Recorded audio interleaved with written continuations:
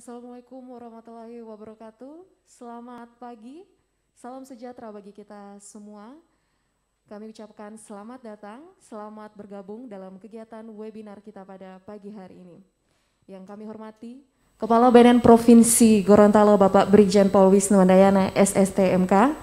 Yang kami hormati pimpinan dan pegawai BNN Kabupaten Kota seprovinsi Gorontalo.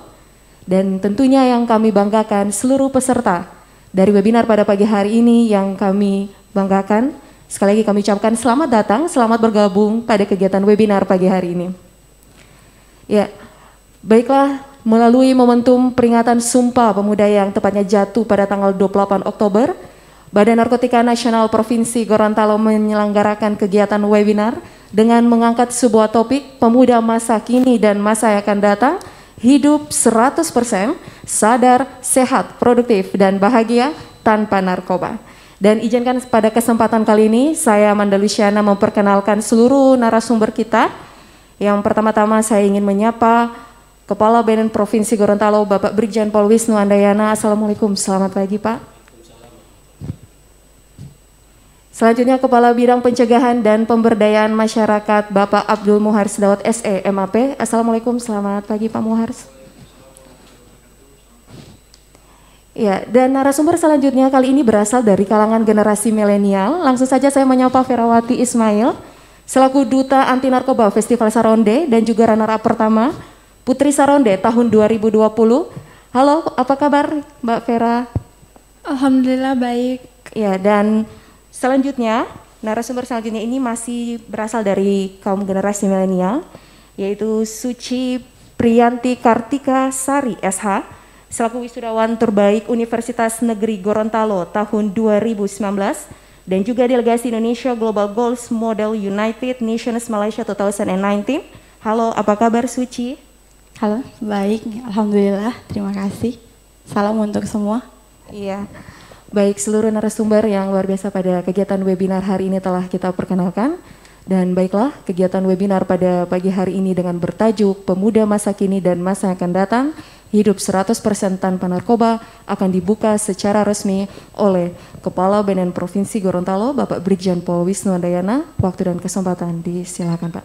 Baik, terima kasih. Assalamualaikum warahmatullahi wabarakatuh. Selamat pagi, salam sejahtera, Om Swastiastu, Namo Buddhaya, salam kebajikan.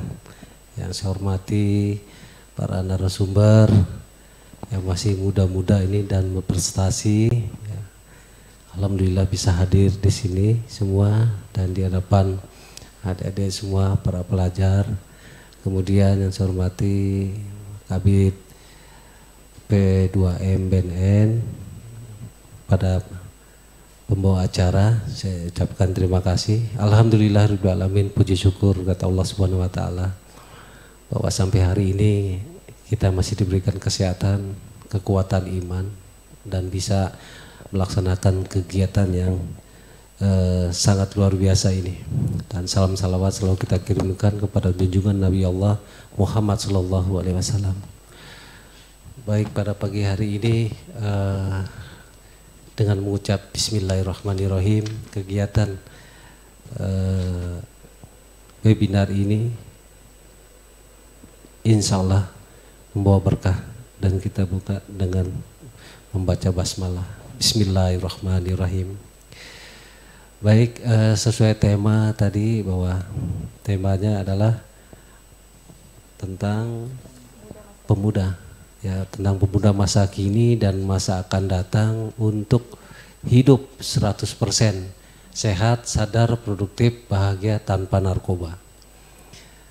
Jadi para pemuda sekalian dan pelajar yang hadir sini semua,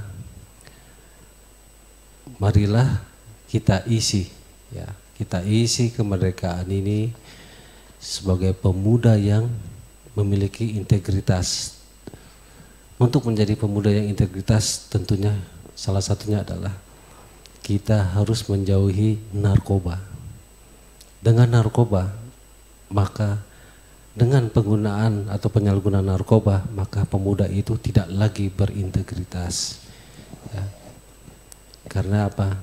Sudah pasti akibat narkoba itu bisa mengganggu semangat sebagai pemuda, ya, integritas pemuda juga akan terganggu gara-gara narkoba. Jangan pernah mencoba narkoba, jangan pernah sekali-sekali, karena begitu terkena narkoba, sepertinya orang itu akan ketergantungan. Setelah itu akan terjadi perubahan fisik yang luar biasa. Kita tidak lagi cantik, tidak lagi kita ganteng, gagah, sirna semuanya. Sementara kita masih butuh itu, butuh penampilan yang baik untuk kedepannya, butuh pemikiran yang bagus ya kedepannya. Itu akan sirna dengan penggunaan narkoba. Insya Allah mudah-mudahan kita semua dijauhkan dari bahaya narkoba. Terima kasih. Ya, terima kasih kami ucapkan kepada Kepala Badan Provinsi yang telah membuka kegiatan webinar pada pagi hari ini. Dan langsung saja untuk sesi selanjutnya, yaitu pemaparan materi dari ketiga narasumber kita. Yang pertama-tama kita berikan kesempatan kepada Kepala Bidang Pencegahan dan Pemberdayaan Masyarakat, Bapak Abdul Muhars Daud SMAP. Pada Bapak disilakan. Baik, terima kasih. Assalamualaikum warahmatullahi wabarakatuh. Selamat pagi. Saya hormati Bapak Kepala BNNP Gorontalo, Bapak Dirjen Pol Wisnu Andayana, SSTMK, para narasumber, Mbak Suci, Vera, yang hari ini bisa hadir bersama-sama pada kegiatan webinar. Jadi memang kegiatan ini kita coba angkat sehubungan dengan peringatan Hari Pemuda, Hari Sumpah Pemuda ya, yang akan jatuh pada insya Allah besok tanggal 28 Oktober.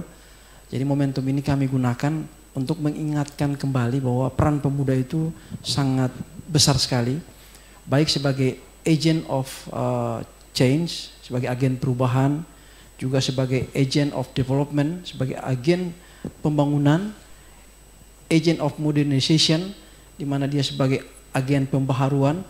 Sehingganya peran pemuda ini sangat luar biasa. Bahkan Pak Soekarno sendiri mengatakan, berikan aku orang tua 1000, maka aku akan kunjangkan akan kucabut gunung Semeru dari akar-akarnya. Tapi berikanlah aku 10 pemuda, maka aku akan guncangkan dunia.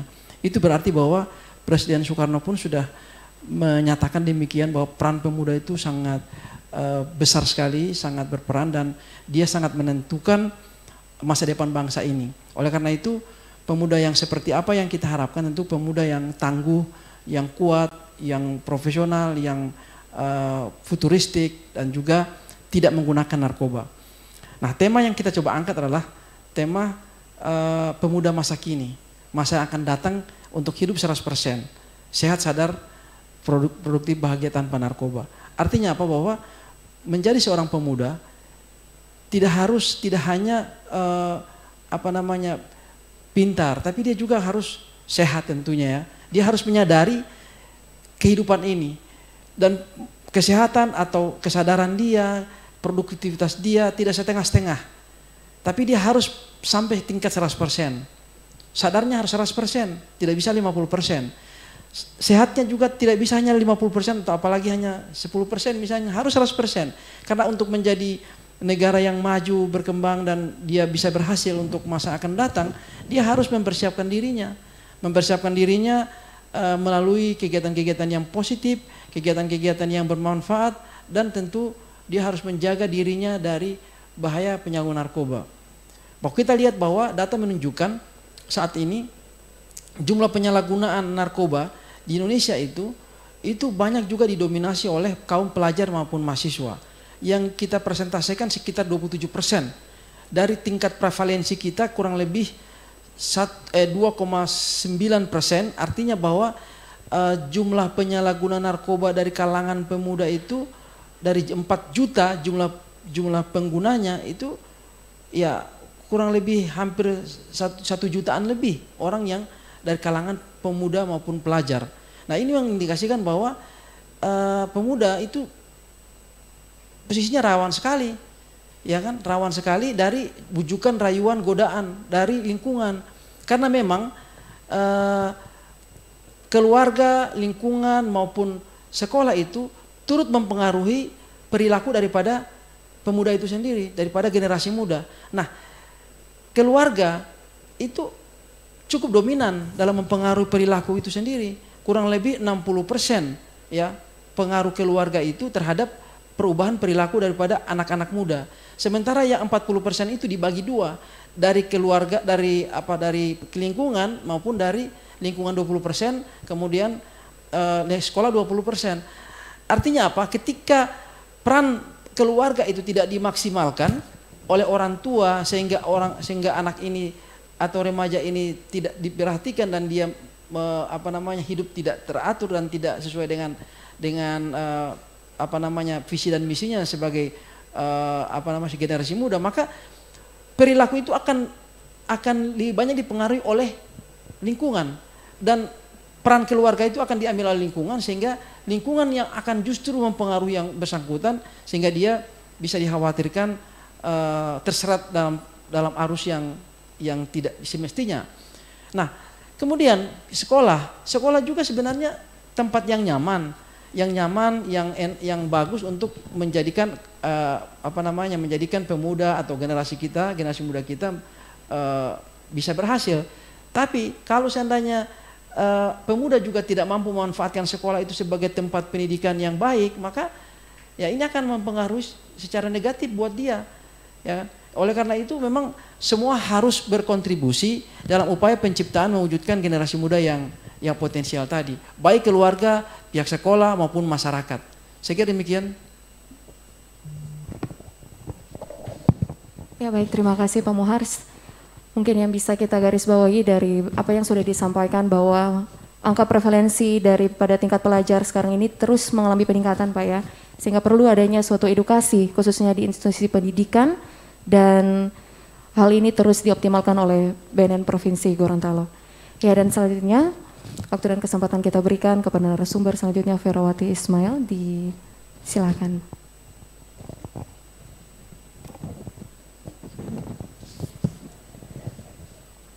Baik, terima kasih.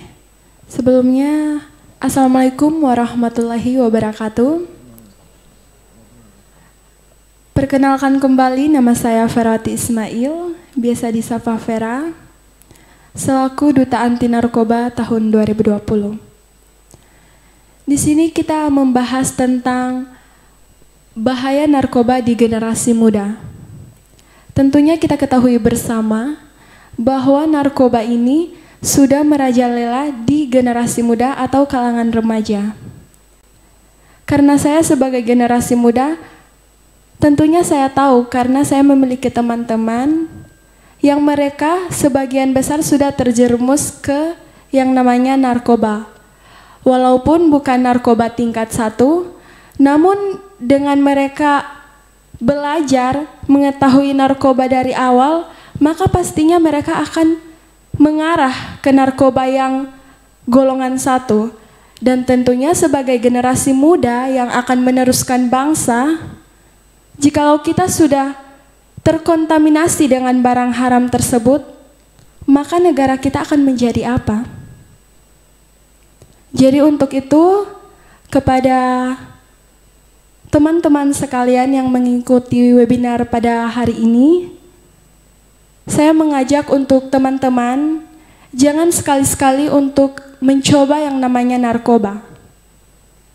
Untuk itu, agar kita tidak terjerumus ke hal-hal negatif, yang pertama kita tanamkan itu dari diri kita sendiri.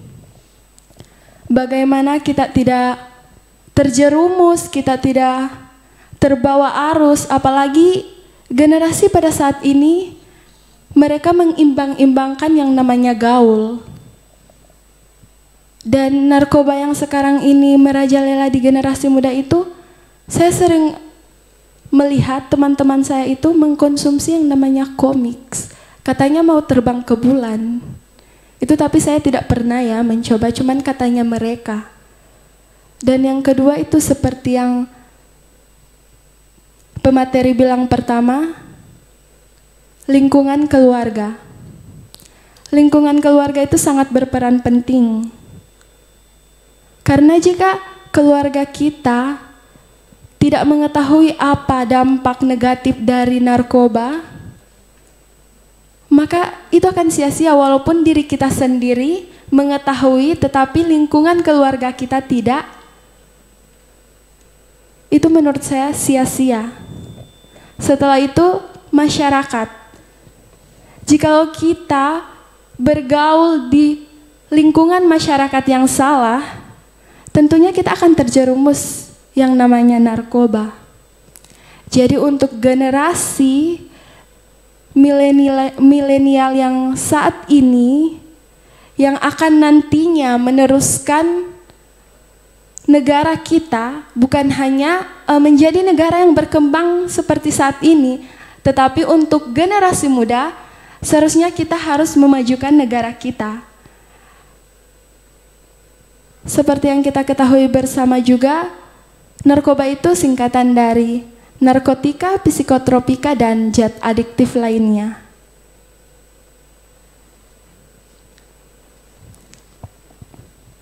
Dan narkotika juga sudah ada undang-undangnya, Undang-Undang 35 tahun 2009 mengenai narkotika.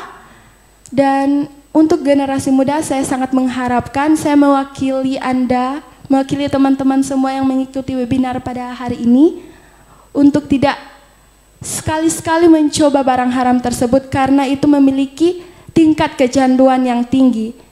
Jadi jika kita sudah mencoba sekali, maka kita akan memiliki rasa, mau coba lagi, satu kali lagi, mau coba lagi kan? Jadi untuk itu, pesan saya untuk generasi muda, lakukan aktivitas dengan hal-hal positif, jangan sampai kita terjerumus ke hal-hal negatif seperti narkoba.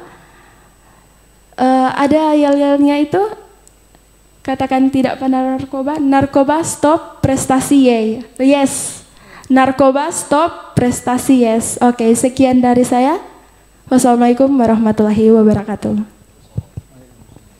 Baik, berikut imbauan yang luar biasa dari Duta Anti Narkoba, Ferawati Ismail, terima kasih. Dan langsung saja untuk kesempatan selanjutnya diberikan kepada Mbak Suci.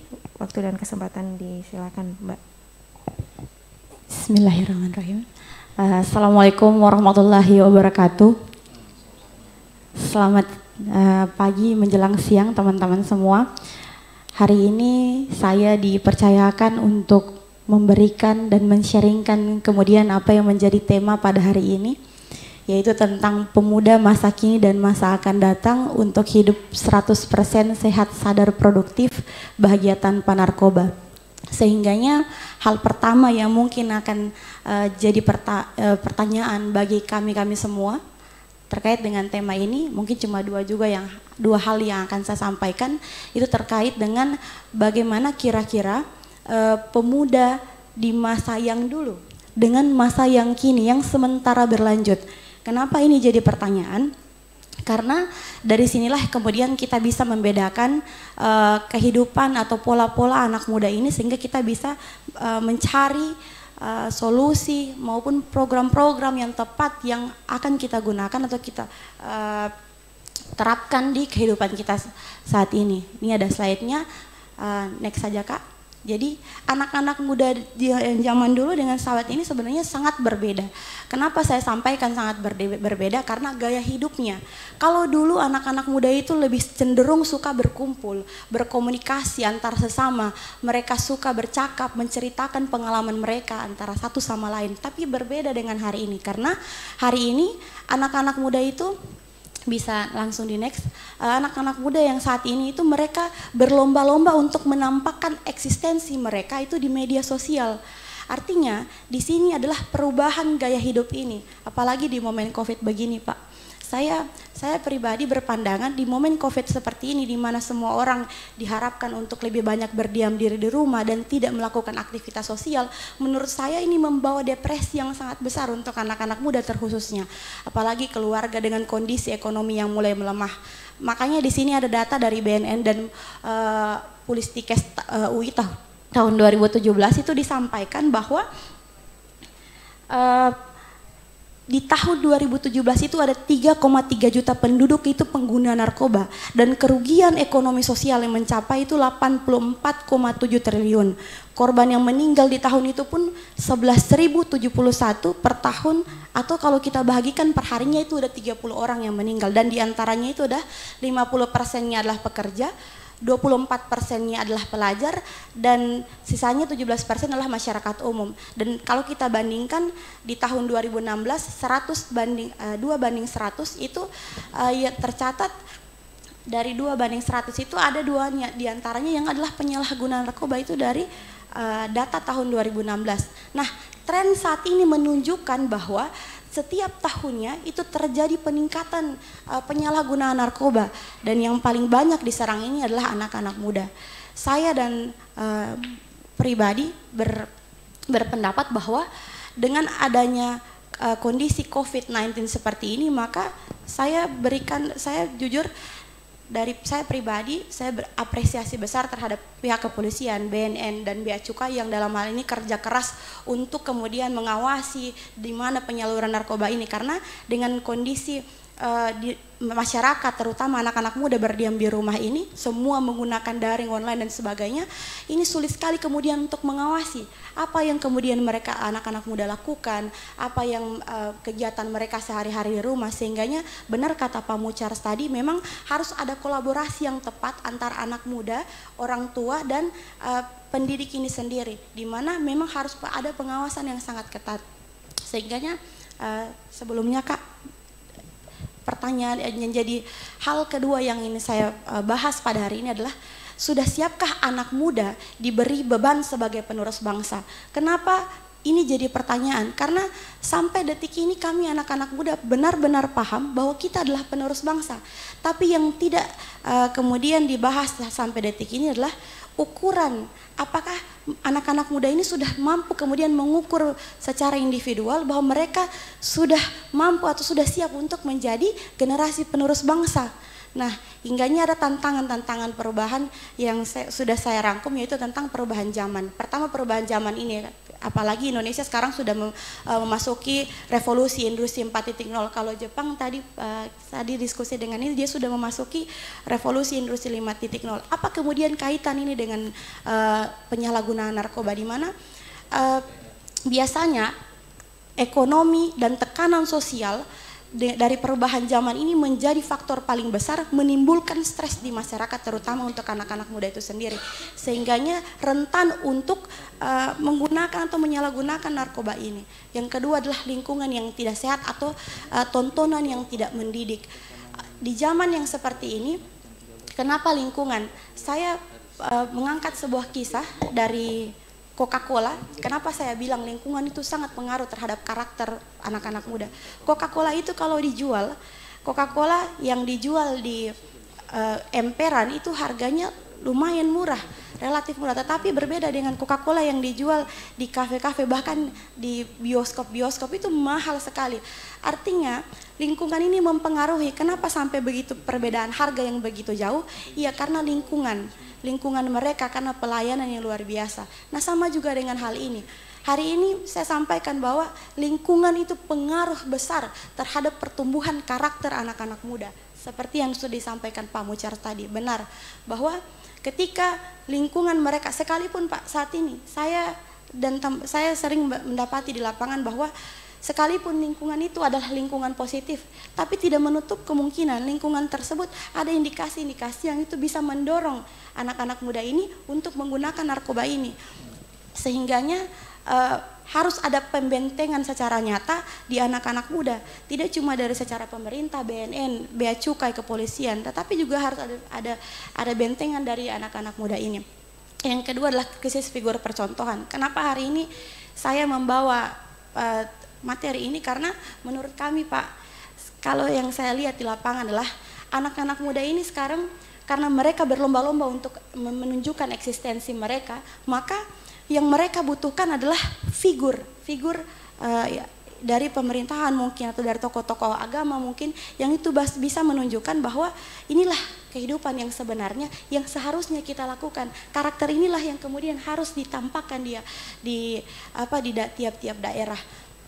Next Kak, Sehingganya dari saya dan teman-teman sempat kemarin kita sebelum diskusi Pak, saya dan teman-teman milenial dari Pohuwato, kita diskusi mengenai ini.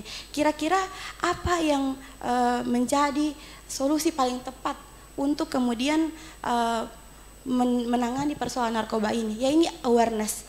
Kepedulian terhadap narkoba ini harus dibangun bukan hanya dari sekedar pemudanya, tetapi juga ada kolaborasi di sini, yaitu dari pihak BNN, ada tokoh masyarakat, tokoh pendidik, ada dari pihak Bea Cukai. Itu bekerja sama mempersiapkan dan membangun karakter generasi penerus bangsa. Dari mana ya? Dari campaign-campaign yang saat ini kita buat. Bahkan kemarin dari BNN sendiri, saya benar-benar senang ketika mengirimkan Pak Muchar kemarin mengirimkan gambar untuk mengkampanyekan terkait dengan anak muda bahagia tanpa narkoba. Ini adalah salah satu kampanye-kampanye kecil, walaupun bisa dikatakan persentase keberhasilan dari itu kecil, tapi minimal dari satu, seperti virus corona Pak, dari satu orang bisa terjangkit ke banyak orang. Artinya satu informasi ini menyentuh satu orang, kayak hari ini juga bisa jadi informasinya akan menyebar ke banyak orang lagi, seperti itu. Satu kisah penutup yang mungkin akan bisa ditambahkan ke Amanda, bahwa bagaimana kemudian anak-anak muda ini harus mempersiapkan diri adalah merencanakan kehidupan mereka dari awal, dari sejak kini. Saya pernah membaca salah satu buku, itu hasil penelitian di Yale University. Yale University di tahun 1954 itu menceritakan bahwa dia meneliti 100 mahasiswanya apakah mereka sudah merencanakan kehidupan mereka, sudah membuat impian-impian mereka secara tertulis. Nah ternyata dari 100 mahasiswanya itu hanya 3% yang kemudian merencanakan.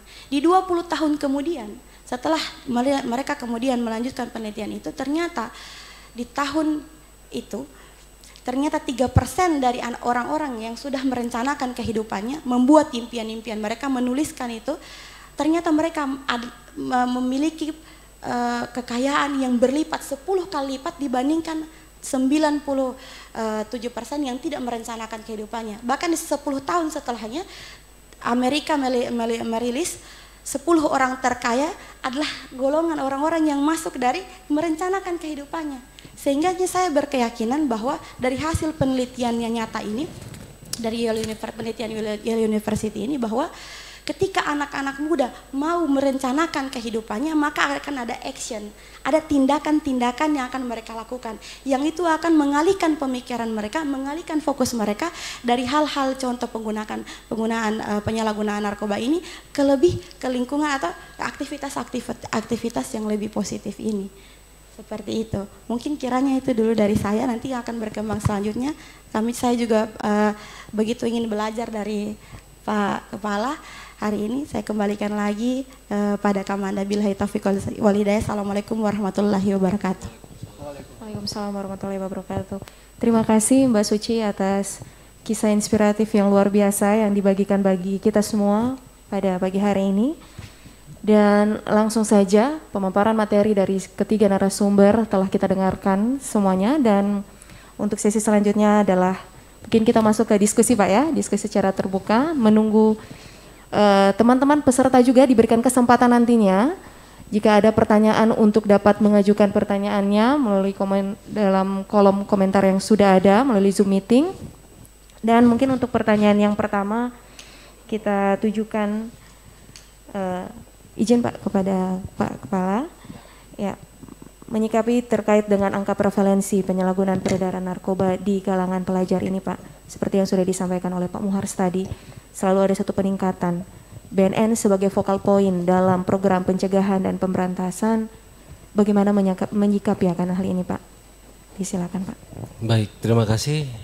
Tadi kita sudah mendengarkan dari narasumber ya Mbak Suci tadi, ya, karena beliau sudah melakukan banyak penelitian, itu satu pengalaman yang bisa kita ambil, ya, yang bisa kita ambil manfaatnya. Kenapa sih selalu bertambah terus para penyalahguna narkoba ini? Terutama memang sasarannya generasi muda. Generasi muda adalah sasaran empuk, ya, sasaran empuk untuk obat-obatan ini. Ya. Banyak cara mereka untuk melakukan penyebaran obat-obatan narkoba ini. pertama-tama kebanyakan para pengedar ini menyebarkan ini dengan cara apa? Menawarkan, tidak menjual. Kalau menjual pasti mahal. Setelah ditawarkan gratis, kemudian kok enak itu. Akhirnya mencari barang itu. Begitu mencari, pasti yang keduanya adalah beli. Dan mahal itu harganya. Sehingga bagaimana caranya pemuda ini, oknum pemuda yang mungkin sudah tertarik, akhirnya harus mendapatkan uang untuk membeli ini. Dan ini diceritakan lagi, dicoba lagi dengan teman-temannya. Makanya selalu angka ini selalu meningkat tajam. Nah, jangan sampai kita tadi yaitu mencoba-coba obat-obatan seperti ini. Jangan pernah ingin mencoba, ya, karena ini luar biasa dampaknya. Kita tidak bisa apa-apa. Kita akan menjadi generasi muda yang hancur dan yang akan ditertawakan orang, yang akan dikasihani orang. Bahkan nanti lebih parahnya lagi kita akan direhabilitasi. Maukah kita seperti itu? Tentu kan tidak mau, ya. Sangat buruk kalau sudah menggunakan seperti itu. Ada sebagian saraf yang sudah mati, sekalipun sudah sadar sekalipun, pasti dia ada kelemahan. Paling tidak dia banyak lemah berpikir. Walaupun dia sudah lama meninggalkan narkoba ini, dia suatu saat kemudian dia harus menghitung kali-kalian saja banyak telat dia berpikir. Contoh, misalkan seorang mantan pencandu narkoba, dia sudah sembuh. Ada kekurangan yang terlihat. Kita kasih pertanyaan saja, misalkan 2 kali 4 itu kan sepintas kita spontan langsung mengatakan itu 8. Tapi bagi mereka yang sudah pemakai, begitu dikasih pertanyaan 2 kali 4 berapa? Dia pasti berpikir agak lama. 8. Nah, lambat sekali, loadingnya lambat ya. Padahal dia merasa sudah cepat, dia merasa sudah normal itu menjawab. Tapi bagi kita yang melihat, kenapa 2 kali 4 saja kok lama jawabnya? Itu tanpa disadari sama orang, si oknum pemuda ini. Saya sudah pernah dapati itu ya di satu provinsi, bukan di sini. Jadi kelihatan, mohon maaf, kelihatan bodohnya. Maukah kita seperti itu? Kita tidak merasa. Dia merasa menjawabnya normal, tapi bagi kita yang normal melihatnya, aduh leletnya. Coba 10 ditambah 10 saja, pasti ada nya itu. Baru 20. Nah, kan kalau dilihat seperti itu udah nggak ada harga diri, gantengnya hilang, cantiknya juga hilang. Waduh. Nah, dan ini mereka sudah mencoba ini selalu mengatakan kepada temannya lagi, nikmatnya si obat ini. Padahal itu berbahaya. Makanya tadi berulang kali disampaikan jangan sekali-sekali kita mencoba mencicipi, jangan pernah ingin tahu. Kenapa? Begitu kita masuk, kita seperti masuk dalam jebakan dan tidak bisa keluar lagi. Ya, kita kan juga pernah tahu ada grup band yang dulu para mantan pemakai. Toh akhirnya tetap akan terlihat pada saat penampilan di televisi kita lihat wajah-wajah mereka sendu semua. Bukan senang duit, bukan. Tapi matanya sayu semuanya. Padahal dia sudah berhenti, katanya sudah berhenti. Kan kita tidak ada yang bisa jamin. Tapi dari penampilan fisiknya akan terlihat. Nah, sementara yang merasakan tidak pernah merasa apa-apa. Yang kedua, dia tentu parno, cepat merasa, ya, cepat merasa tersinggung lah. Perasaan dia yang diomongi, padahal orang ngomongin siapa, tapi dia merasa sendiri. Nah, ini sudah banyak seperti ini dan terus berkembang. Ini fenomena ini memang sangat mengkhawatirkan. Kita sudah darurat narkoba. Sasaran utamanya adalah generasi muda. Makanya kenapa kita melakukan kegiatan seperti ini? Karena generasi muda adalah sasaran empuk untuk penyebaran narkoba. Karena mereka adalah masa depan yang panjang sebagai penyebar dan pengguna narkoba. Pasar mereka sangat tinggi. Karena apa? Pembelinya banyak narkoba. Kalau sudah tidak punya uang, apalagi belum bekerja, pasti mencuri. Mencuri barang milik orang tuanya di rumah, mencuri barang milik orang lain. Ya, rata-rata para pencuri yang pernah kita tangkap itu semua kebutuhan akan obat-obatan. Itu pemuda banyak, ya, karena dia nggak punya pekerjaan. Nah, jangan sekali-sekali kita merasakan seperti ini dan kita jangan menambah jumlah, pemakai narkoba. anggap saja narkoba itu setan. Nah, jangan sampai kita terbujuk oleh rayuan setan. Demikian, terima kasih. Baik, terima kasih Pak. Selanjutnya ini ada pertanyaan juga yang ditujukan ke Kepala melalui pertanyaan yang sudah disampaikan dari peserta webinar kita pagi hari ini. Berikut dari Rahmat Anugramanto dari SMA Negeri 2 Gorontalo ingin bertanya juga Pak. Terkait ini dia menanyakan jika salah satu anak, ibu, kerabat yang sangat kecanduan dengan narkoba, apa sebenarnya solusi utama sebagai pertolongan pertama yang harus dilakukan Pak? Baik, terima kasih. Kalau kita ada menemukan satu keluarga semuanya pecandu, silakan dilaporkan ke BNN. Ya, silakan dilaporkan ke BNN atau Dinas Kesehatan milik pemerintah ada di sini. Ya, silakan dilaporkan karena mereka yang pengguna ini pertama segan, takut, mungkin sudah ingin berobat tapi tidak berani menyampaikan untuk minta dirawat. Tolong kami dikabari, dilapori, insya Allah nanti kami jemput. Ya, kalau memang tidak berani ke BNN, bantulah teman-teman kita, saudara kita, tetangga kita. Kalau memang ada satu keluarga yang terlibat narkoba, kalau itu memang terlibat atau terlanjur terhadap diri kita sendiri, kesadaran saja, ya tidak akan ditahan, tidak. Mari datang ke BNN, nanti insya Allah akan kita rawat, kita urus. Demikian. Terima kasih. Baik, terima kasih Pak. Ya, mungkin berikut penekanan dari Pak Kepala yang sudah disampaikan terkait dengan pertanyaan sebelumnya. Dan untuk pertanyaan selanjutnya kami tujukan kepada Kepala Bidang Pemberdayaan Masyarakat, Bapak Abdul Muharis Daud. Ya Pak, terkait dengan implementasi program-program yang sudah dilaksanakan terutama di bidang pencegahan dan pemberdayaan, bagaimana Pak mengoptimalkan edukasi bahaya narkoba itu sendiri bagi pelajar di masa pandemi ini Pak? Ya, jadi edukasi itu tentu tidak bisa terhalang hanya karena pandemik ya. Edukasi tetap kita laksanakan, kita jalankan meskipun pada saat seperti ini masa-masa yang sulit. Nah, melalui media mainstream yang ada, apakah itu radio, televisi, koran, kemudian juga media online seperti ini, memang kita perlu maksimalkan untuk kegiatan edukasi tadi. Ya kan, ada pembelajaran jarak jauh lah dan sebagainya. Dan hari ini juga merupakan salah satu edukasi kepada masyarakat, terutama para siswa yang alhamdulillah hadir sebagai peserta ya melalui media daring ini. Itu juga menjadi terobosannya BNNP Gorontalo, pimpinan Bapak Kepala BNNP Bapak Wisnu Andayana. Nah, kemudian juga edukasi-edukasi yang lain yang kami lakukan tentu mengajak mereka untuk senantiasa bermitra dengan BNN. Istilahnya mereka kita jadikan sebagai relawan anti narkoba maupun penggiat. Ya, kita bentuk relawan itu bukan hanya di instansi pemerintah, tapi juga di sekolah-sekolah. Nah, ini tentu kita jadikan mereka sebagai perpanjangan tangannya BNN untuk menjalankan program P4GN. Karena kalau P4GN ini hanya diletakkan semua atau di pundaknya BNN semuanya, saya kira itu tidak akan pernah tuntas ya, Mbak Suci ya, dengan Duta Mbak Vera. Jadi memang semuanya kita maksimalkan, semua kita optimalkan dalam rangka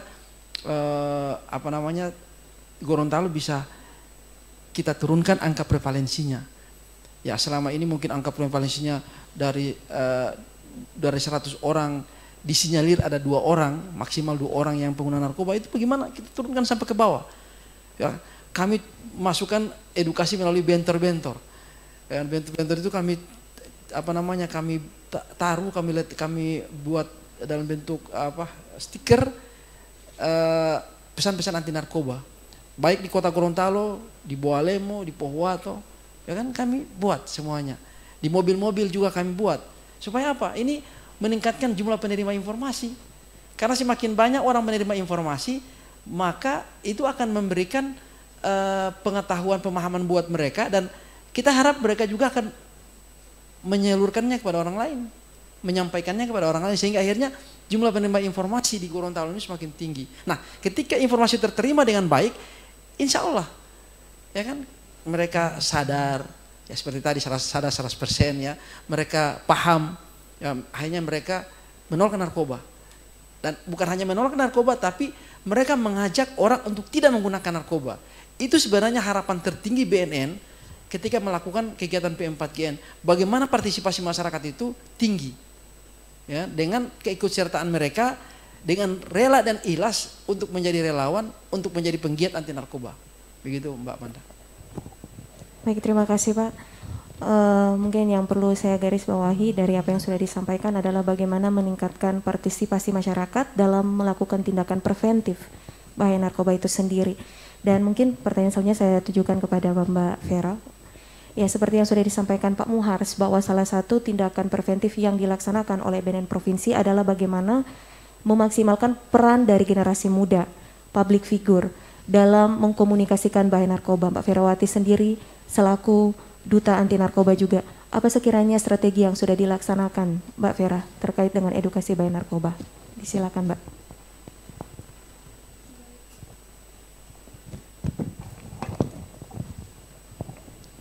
Baik, terima kasih. Edukasi dan strategi yang sudah saya jalankan itu, yang pertama itu saya menjalankannya dari lingkungan sekitar, ke keluarga dulu. Saya berikan pemahaman kepada mereka bahwa jangan coba-coba untuk mencoba yang namanya narkoba, karena itu di lingkungan saya itu mereka itu jujur saja ada yang pecandu minuman keras. Saya katakan kepada keluarga saya jangan, karena dari situ narkoba yang golongan 1, golongan 2 akan masuk ke diri kita. Setelah itu ke teman-teman saya, karena teman-teman saya jujur saja ada yang katanya sempat mengedarkan narkoba. Itu saya tanya, kamu pernah coba narkoba? Katanya tidak. Tapi walaupun mulutnya berkata tidak, dia sudah sumpah katanya tidak. Kenapa kamu tanya-tanya? Kamu ini Duta Anti Narkoba, nanti kamu kasih tahu. Saya bilang tidak, cuman saya mau tanya saja. Itu dia sudah sampai sumpah-sumpah. Tidak, sumpah-sumpah, saya tidak pernah mencoba narkoba. Tapi dari matanya itu bohong ya Pak. Karena kalau misalkan dia memang benar-benar tidak mengkonsumsi narkoba, dia jawab santai saja, tidak. Tapi dia ngotot, sumpah tidak. Itu saya tahu ciri-ciri orang yang pernah mengkonsumsi narkoba itu, badannya itu kurus. Dulu dia gemuk Pak, tapi seiring berjalannya waktu saya ketemu dia, sudah beberapa tahun kok badannya langsung enggak seperti dulu. Terus matanya itu kadang merah, kadang sayup, dan bibirnya itu hitam Pak. Pokoknya sudah tidak seperti dulu lagi sebelum dia mencoba narkoba. Dan itu saya katakan kepada teman-teman saya, jangan mencoba itu. Kalau kamu sekali-sekali mencoba itu pastinya kecanduan. Dan contohnya itu mereka kecanduan rokok. Itu yang paling contoh yang paling banyak kita jumpai di lingkungan generasi muda, apalagi teman-teman saya yang seumuran saya. Itu mereka kan belum punya pekerjaan tetap, otomatis belum punya pemasukan. Nah, karena mereka saking ingin menghisap rokok, mereka itu jalan satu-satunya pajak Pak. Mereka pajak. Kalau kan ke teman-teman, ke adik-adik kelas, sudah kakak kelas pasti mereka 1.000, 2.000. Dan itu mereka ke depan sekolah, rokok di dalam sekolah itu tentunya tidak diperbolehkan, karena di sekolah kita juga pada saat itu ada Satgas, dan juga sebelumnya Duta Anti Narkoba, teman saya sendiri Isti Igirisa itu dari teman saya, pihak sekolah juga mendukung bahwa untuk narkoba itu sendiri, apalagi rokok itu kan kalau dari situ teman-teman kita sudah terjerumus, tentunya akan ke yang hal-hal lain lagi kan Pak. Maka dari itu saya beritahu dulu kepada teman-teman, sekali kamu mencoba narkoba ini dampaknya. Pasti kalau misalkan ini kecanduan itu akan tinggi. Buktinya di dalam kelas itu mereka tidak fokus Pak untuk menerima pembelajaran. Jujur saja apa yang baru diterangkan guru ditanya kepada mereka, mereka tidak bisa jawab karena mereka tidak fokus. Pikiran mereka itu melayang-layang. Maka dari itu saya baru menjalankan itu, memberitahukan kepada teman-teman saya karena saya yakin mereka belum paham betul bahwa narkoba itu merusak diri mereka. Mungkin itu dari saya. Sekian. Wassalamualaikum warahmatullahi wabarakatuh. Waalaikumsalam. Terima kasih Mbak Vera. Selanjutnya pertanyaan selanjutnya kita tujukan kepada Mbak Suci. Mbak Suci, ada hal yang menarik yang saya kutip dari pernyataan Mbak Suci sebelumnya, yaitu terkait dengan relevansi antara lifestyle dan penggunaan narkoba itu sendiri. Bagaimana pengaruh lingkungan daripada teman-teman itu sangat mempengaruhi untuk menggunakan narkoba. Nah, sangat disayangkan bahwa sekarang ini ada muncul sebuah stigma daripada teman-teman kita bahwa tidak keren kalau tidak pakai narkoba, Mbak. Bagaimana Pak untuk menyikapi hal ini? Terima kasih, Mbak. Disilakan. Ya, baik. Kalau seandainya ada yang berkata bahwa tidak keren kalau tidak menggunakan narkoba, sahabat-sahabat sekalian, teman-teman, adik-adik maupun yang sedang menonton online, Bapak dan Ibu, narkoba ini tidak bisa dijadikan bercandaan. Kenapa? Karena narkoba ini tidak main-main. Narkoba tidak melihat, memandang orang itu, entah dia dari latar belakang dari segi pendidikan, ekonomi, klaster dari masyarakat, dan melihat dia bahwa dia adalah pejabat. Tidak melihat, teman-teman sekalian. Kenapa? Karena rentan sekali. Kenapa saya sampaikan rentan? Ketika satu orang bersahabat dengan orang yang awalnya dia bukan pengguna narkoba, tetapi kemudian dia mulai bersahabat, berteman, sering jalan bareng, sering chat-chatan di grup dan sebagainya, maka akan terbentuk yang namanya lingkungan persahabatan ini mempengaruhi setiap individu. Makanya kalau saya mengingat ada kata-kata bahwa bagaimana kehidupan kita di 5 tahun yang akan datang itu ditentukan dari buku apa yang kita baca, dengan siapa kita bergaul. Tapi kalau saya tambahkan satu hal, siapa yang kita follow. Jadi lingkungan ini mempengaruhi. Kenapa? Karena siapa saja yang kita follow, mau itu dari Instagram, kemudian dari Facebook, kemudian kita lihat lagi dia di YouTube, kemudian lagi kita bergaul dengan lingkungan terdekat kita melalui chat-chat dan grup yang ada, itu mempengaruhi pola pikir kita, mempengaruhi suasana hati anak-anak muda. Makanya saya sampaikan tadi, dengan adanya COVID ini saya setuju. Kemarin waktu ikut seminar nasionalnya juga, para dokter-dokter Indonesia, mereka melakukan penelitian bahwa ternyata dengan adanya COVID ini banyak sekali masyarakat yang stres. Kenapa? Karena lingkungannya hanya berkisaran di rumah dan melalui media sosial, sehingga ada perubahan gaya hidup di sini. Begitu juga dengan anak-anak muda. Saya yakin dan percaya, bahkan saya pun ketika kemarin waktu COVID di rumah saja ada stres yang muncul karena biasanya tidak beraktivitas dengan padat di luar, tapi tiba-tiba harus di rumah, sehingganya stres yang muncul ini menurut saya pribadi itu bisa memicu adanya tindakan-tindakan yang itu akan mengarah ke penggunaan narkoba tadi. Apalagi untuk orang-orangnya atau anak-anak muda yang belum terbentuk karakternya dari seperti apa. Contoh dari segi kepemimpinannya, bagaimana kemudian dia membawa diri, memilih pilihan, memberikan keputusan terhadap dirinya.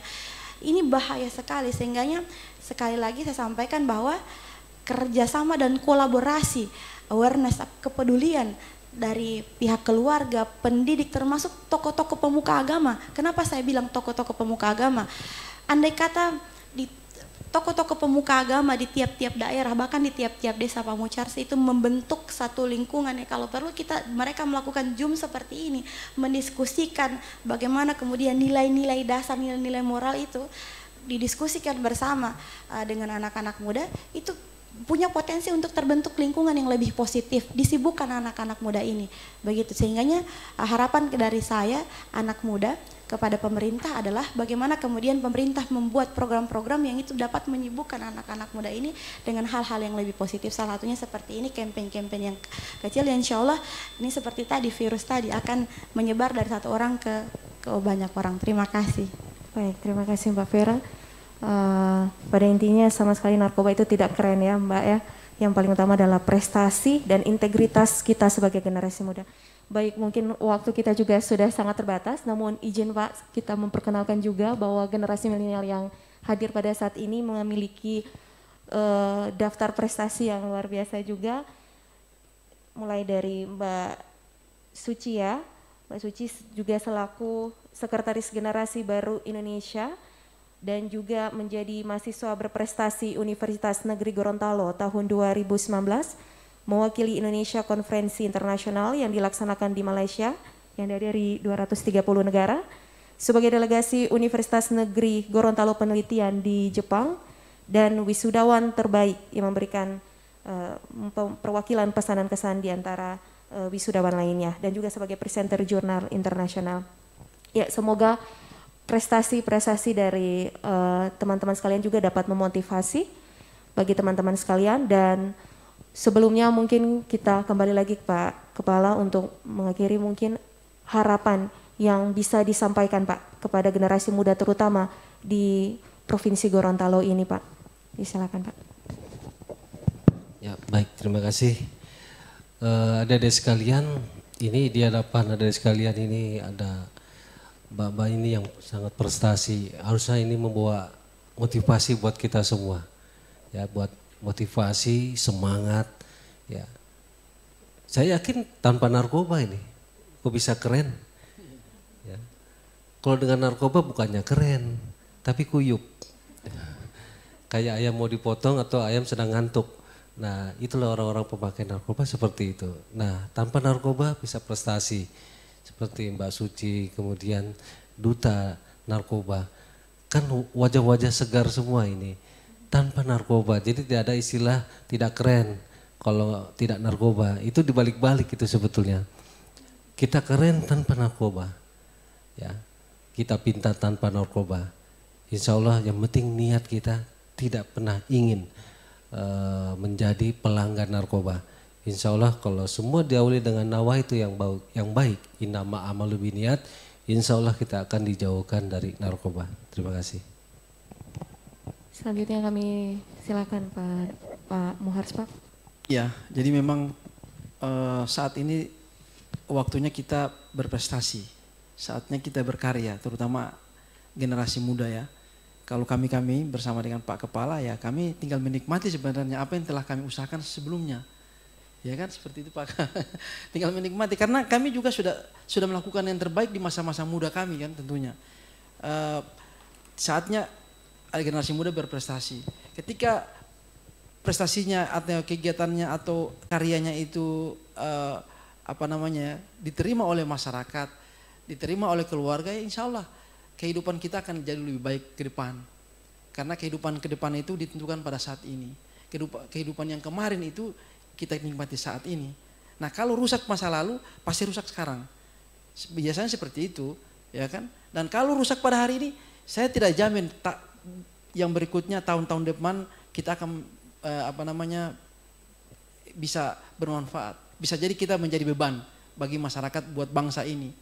Karena negara butuh generasi yang tangguh. Negara ini butuh kaum milenial yang memang betul-betul brilian. Bukan hanya brandnya, tapi beauty-nya dan beautifully-nya harus kita andalkan. Seperti itu. Makasih. Baik, dan mungkin secara singkat juga himbauan dari teman-teman sebagai closing statement kita. Dari Mbak Vera, disilakan Mbak.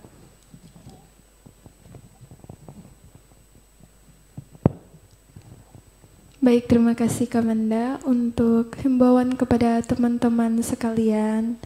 Terutama saya mewakili generasi muda sebagai public figure dalam pencegahan narkoba di generasi milenial. Itu pesan saya untuk generasi muda, jadilah generasi muda yang bermanfaat, yang berkualitas untuk memajukan negara dan bangsa kita di kemudian hari. Jangan jadikan diri kita sebagai generasi yang nantinya akan merusak bangsa kita. Karena untuk sebelumnya negara kita ini sudah diperjuangkan oleh pejuang-pejuang kita untuk memerdekakan negara kita sendiri, dan kita sebagai generasi muda yang tinggal menikmatinya, kita seharusnya menjaga dan memajukan, bukan malah merusak. Sekian dari saya. Katakan tidak kepada narkoba. Narkoba stop, prestasi yes. Wassalamualaikum warahmatullahi wabarakatuh. Iya, jadi closing statement saya pada hari ini adalah untuk anak-anak muda terkhusus Gorontalo adalah hari ini saya bisa katakan bahwa hari ini menentukan masa depan. Terakhir closing statement saya ambil dari satu kisah nyata yang itu ditulis di tahun 1990 Westminster Inggris di salah satu makam terkenal di sana. Disebutkan bahwa aku dulu pernah bermimpi ingin mengubah dunia. Seiring berjalannya waktu ternyata aku sadar dunia tidak ingin aku ubah. Sehingganya aku persempit impianku untuk mengubah negaraku. Tapi ternyata negaraku pun tak ingin aku ubah. Akhirnya aku berkomitmen mengubah impianku, aku ingin mengubah keluargaku. Sampai aku menutup usia, ternyata aku baru sadar bahkan keluargaku pun tidak ingin aku ubah. Ketika aku tutup usia, di napas terakhirku, aku baru sadar ternyata seandainya yang kuubah adalah diriku, maka barangkali keluargaku akan berempati denganku, sehingganya keluargaku pun akan mengikutiku. Barangkali dengan keluargaku mengikutiku, maka negara akan terinspirasi dari keluargaku, dan barangkali ketika negara mulai terinspirasi denganku, maka dunia pun akan terinspirasi dengan negaraku. Artinya teman-teman, kisah nyata ini sudah memberi pelajaran, sejarah sudah memberi pelajaran kepada kita. Yang hari ini juga kita rayakan Sumpah Pemuda, bahwa pemuda adalah jalan satu-satunya untuk mengubah negeri. Tidak perlu terlalu berpikir terlalu luas bahwa anak-anak muda itu harus seperti ini yang seharusnya. Tetapi kita mulai dari diri kita. Kita katakan tidak pada narkoba, kita katakan tidak pada hal-hal yang negatif yang akan membawa kita kepada keburukan atau masa-masa yang tidak tergambarkan. Satu pesan terakhir dari saya adalah sikap kita terhadap hidup menunjukkan sikap hidup terhadap kita. Hari ini ketika kita menyatakan tidak pada narkoba, saya yakin teman-teman semua yang hari ini menonton live di Facebook maupun di Zoom, saya yakin teman-teman di 1 tahun, 2 tahun, 3 tahun akan jadi generasi-generasi yang luar biasa, generasi-generasi yang akan membawa Gorontalo terkhususnya ke masa depan yang lebih cerah. Sekian dari saya, billahi taufiq wal hidayah. Assalamualaikum warahmatullahi wabarakatuh. Ya, terima kasih dan luar biasa pemaparan dari seluruh materi dari seluruh narasumber kita pada hari ini telah kita dengarkan secara bersama-sama, dan semoga segala himbauan dan juga kisah inspiratif dari teman-teman terutama dari generasi milenial memotivasi buat kita semua. Dan kami sekali lagi mengucapkan banyak terima kasih kepada seluruh narasumber yang sudah memberikan suatu motivasi yang luar biasa bagi teman-teman melalui kegiatan webinar pada pagi hari ini. Dan kepada seluruh peserta yang sudah bergabung kami ucapkan terima kasih, dan semoga webinar pagi hari ini dengan bertajuk Pemuda Masa Kini dan Masa yang akan datang, hidup 100%, sadar, sehat, produktif, dan bahagia tanpa narkoba. Selalu katakan tidak pada narkoba. Assalamualaikum warahmatullahi wabarakatuh.